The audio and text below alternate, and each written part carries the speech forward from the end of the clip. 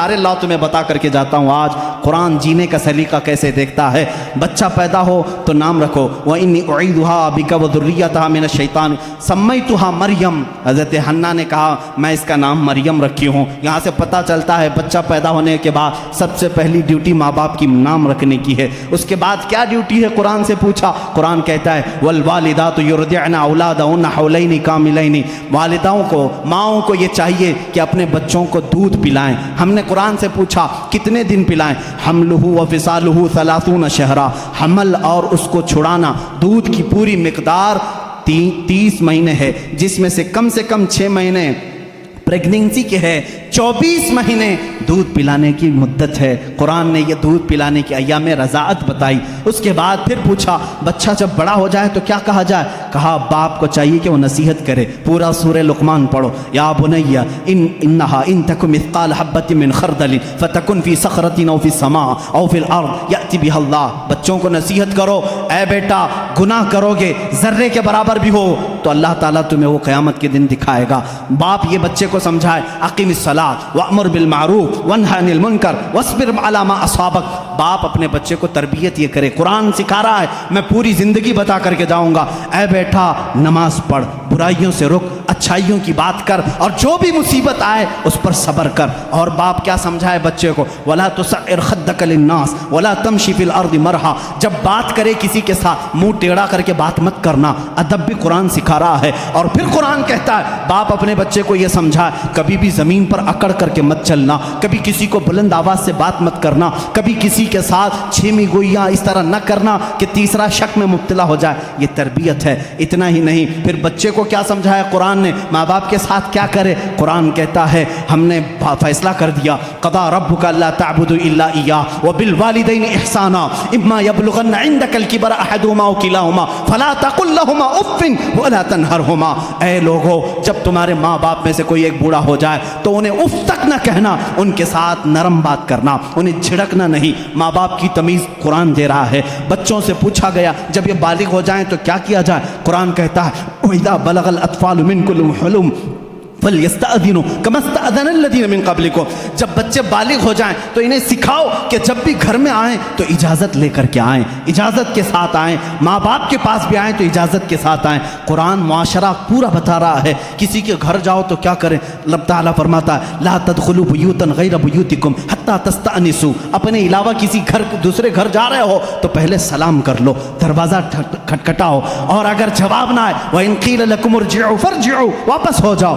اتنا ہی نہیں، قرآن نے شادی کرنے کے بارے میں کہا فَانْكِحُوا مَا طَابَ لَكُم مِّنَ النِّسَاءِ مَثْنَىٰ وَثُلَاثَ وَرُبَاعَ۔ جب تم بڑے ہو جاؤ، استطاعت ہو تو تم نکاح کرو، جو تمہیں اچھی عورت لگے، 2 کر سکتے ہو، 3 کر سکتے ہو، 4 کر سکتے ہو۔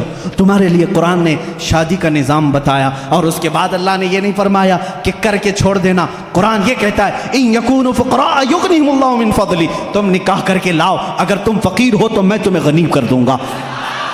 شادی کا نظام ہونے کے بعد کیا اللہ اللہ ہی کرتا رہے، صرف نماز ہی پڑھتا رہ جائے؟ نہیں، قرآن نے کہا فَإِذَا قُضِيَتِ الصَّلَاةُ فَانْتَشِرُوا فِي الْأَرْضِ وَابْتَغُوا مِنْ فَضْلِ اللَّهِ۔ جب نماز ہو جائے باہر نکلو، روزی تلاش کرو۔ حلال روزی تلاش کرنا نماز کے بعد سب سے بڑا فرض کام ہے۔ تمہیں کہا تجارت کرو، تجارت کرو اور ایک دوسرے کے ساتھ معاملات کریں، تو ہم نے قرآن سے پوچھا تجارت کیسے کریں؟ رب تعالیٰ فرماتا ہے یا ایھا الذین آمنوا اذا تداینتم بدین الی اجل مسمى فاکتبوا۔ جب تم کسی کے ساتھ معاملات کرو تو لکھ لیا کرو، اگر لکھنا نہیں آتا کسی اور کو بٹھا کر کے اسے گواہ بناؤ، اس سے لکھوا کر کے تجارت کرو۔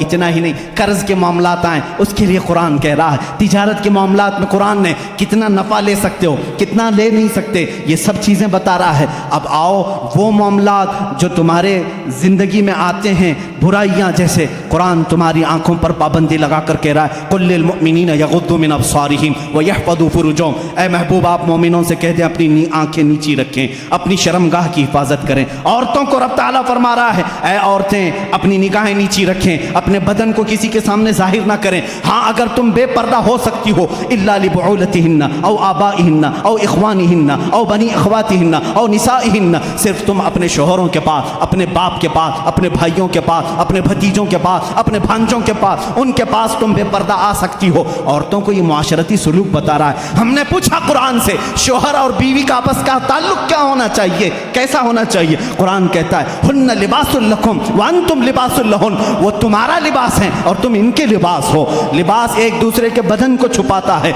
मर्द औरतों के ऐबों को छुपाए, औरत अपने मर्दों के राजों को छुपाए, यही एक कामयाब जिंदगी की अलामत है। कुरान इतनी ही बात पर ख़त्म नहीं करता, बल्कि तुम्हें दुनिया में कितनी चीज़ लेना चाहिए, कितनी चीज़ छोड़ना चाहिए, वो भी कुरान कहता है। औलाद कहीं तुम्हें रब के साथ आने से फितना ना बन जाए, माल तुम्हारे लिए फितना ना बन जाए, इससे इतना ही लगाव रखना जैसे समंदर में कश्ती तैरती है, सलामती से निकलती है। ये दुनिया समंदर है, तुम कश्ती में हो। अगर समंदर कश्ती में आ गया, पानी अंदर आ गया तो क्या होगा? डूब जाएगी। इसी तरह तुम दुनिया में खा पी करके चलो, अगर दुनिया तुम्हारे अंदर आ गई डूब जाओगे। रब ताला ने ये भी तुम्हें निज़ाम बताया, कितना दुनिया छोड़ सकते हो, कितना रह सकते हो, ये भी निज़ाम कुरान तुम्हें बताता है। शादी के बाद, उसके बाद बुढ़ापे के मामलात को भी कुरान कहता है वमन नुअम्मिर हो नुनक्किस हो अफला ताक़िलून। जब कोई बूढ़ा हो जाता है हम उसको पुरानी यादें ले आते हैं, उसका बचपना लौटा देते हैं। बूढ़ा बार बार भूल जाता है, बूढ़े को पकड़ करके पेशाब ले जाना पड़ता है, बूढ़े को खिलाना पड़ता है जैसे बच्चों को खिलाना पड़ता है, बूढ़े को उठाना पड़ता है जैसे बच्चों को, पूरी चीज़ रिटर्न कर दी जाती है बुढ़ापे में। ये कुरान बचपन से लेकर के, पैदा होने से लेकर के मौत तक के हालात बता रहा है। इतना ही नहीं बल्कि तुम्हारी वफ़ात आ जाए उसका तज़किरा भी कुरान कहता है। मौत कैसे आती है? ऐसे कि अगर तुम देखो फरिश्तों को तो वो पेशानियों पर मारते हैं, पीठ पर मारते हैं, रूह को निकालते हैं, लेकिन अच्छे लोगों के साथ नहीं, कुफ़ार के साथ। और जब अच्छे लोगों की मौत आती है, मेरा मौला फरमाता है, मैं पुकार कर कहता हूँ या अय्यतुहन नफ्सुल मुतमइन्ना इरजिई इला रब्बिकी रादियतम मर्दिया फदखुली फी इबादी वदखुली जन्नती। मैं कहता हूँ, ऐ पाकीज़ा जान के मालिक, आजा, मैं भी तुझसे राज़ी हूँ, तू भी मुझसे राज़ी है, मेरे बंदों में शामिल हो जा, मेरी जन्नत में दाखिल हो जा। ये मौत तक का तज़किरा हो गया। और उसके बाद जब कब्रों पर दफन कराते हो, वहाँ भी कुरान तुम्हारा साथ नहीं छोड़ता, बल्कि कहता है अल्हाकुमुत तकासुर हत्ता ज़ुरतुमुल मक़ाबिर। ऐ लोगों, तुम्हें दुनिया कहीं गाफिल ना कर दे, तुम जाओ कब्रों की ज़ियारत करो, देखा करो, वो आज बड़ी ताकत के बावजूद भी बेहिस लेटे हुए हैं। तुम्हें कब्रों की ज़ियारत तक की बात बता रहा है। इतना ही नहीं, मौत के बाद होने वाले हालात को कुरान ने बताया है। मैं कितनी चीज़ें जिक्र करूं, ये रात ना काफ़ी है। जो कुछ बयां हुआ वो आगाज़ बाब था, ये किस्से लतीफ़ अभी ना तमाम है।